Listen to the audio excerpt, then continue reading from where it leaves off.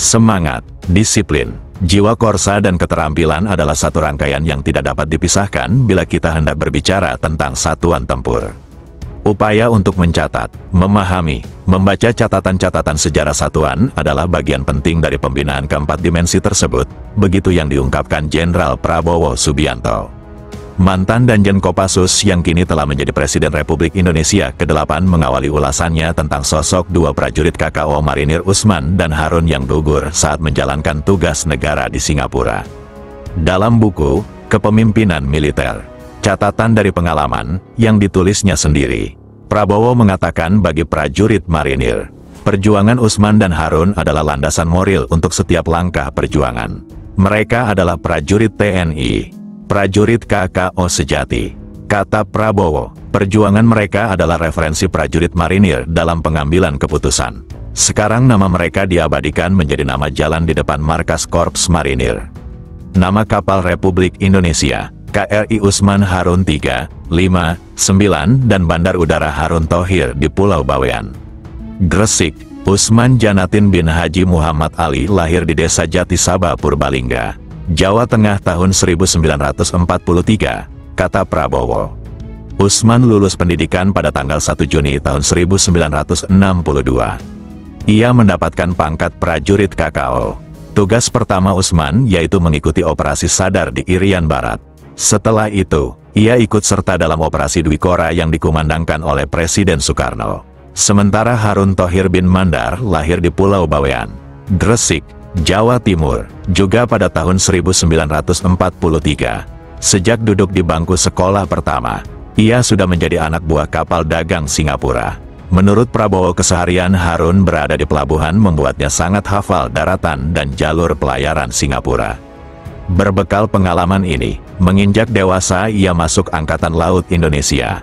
Di Angkatan Laut Indonesia beliau tumbuh menjadi prajurit pemberani dan sigap membela di medan pertempuran. Berawal dari konflik Indonesia dan Malaysia pada tanggal 17 September tahun 1963 menyebabkan pemutusan hubungan diplomatik serta konflik senjata.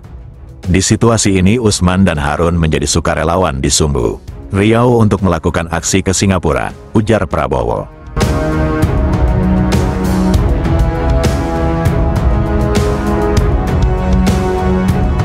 Kemudian pada akhir 1964, Usman dan Harun mendapatkan gemblengan di Riau selama 5 bulan lamanya. Bergabung bersama Dwi Kora, mereka dikirim ke Sumbu, Riau untuk menyusup ke Singapura.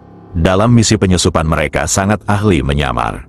Dalam misi KOTI atau Komando Operasi Tertinggi Basis X, mereka mendapatkan tugas yang misinya ialah demolition atau sabotase objek vital militer atau ekonomi Singapura. Pada tanggal 8 Maret tahun 1965 misi pun dijalankan. Bersama teman-temannya mereka mengamati dan merumuskan sasaran yang cocok untuk dijadikan tempat sabotase atau peledakan bom. Siang harinya mereka berhasil menempatkan bom seberat 12,5 kg di basement Hotel McDonald House di Orchard Road. Pada tanggal 13 Maret tahun 1965, Harun dan Usman melarikan diri dengan motorboat menuju pangkalan militer di Sumbu Riau. Namun sayang, motorboat tersebut mogok di tengah laut. Akibatnya, mereka berdua ditangkap oleh petugas patroli laut Singapura. Semenjak kejadian tersebut mereka mendekam di penjara selama 7 bulan sebelum hukuman resmi dijatuhkan. Presiden Soeharto saat itu meminta agar pemimpin Singapura memberikan keringanan hukuman kepada Usman dan Harun karena mereka bertugas sebagai prajurit Komando Militer Indonesia. Namun, saat itu Mahkamah Agung Singapura yang masih dipercayakan kepada Inggris di London. Dan secara teknis mereka tidak berseragam, karena itu mereka akan dihukum gantung. Presiden Soeharto berkali-kali meminta grasi. Dia bahkan mengirim sekretarisnya ke Singapura.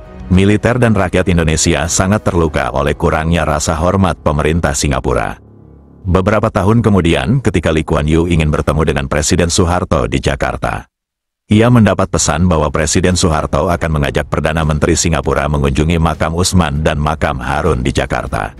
Itulah cara Presiden Soeharto untuk menunjukkan bahwa jika Perdana Menteri Singapura datang ke Indonesia, dia harus menghormati orang Indonesia, kata Prabowo dalam buku Kepemimpinan Militer Catatan dari Pengalaman yang disusunnya.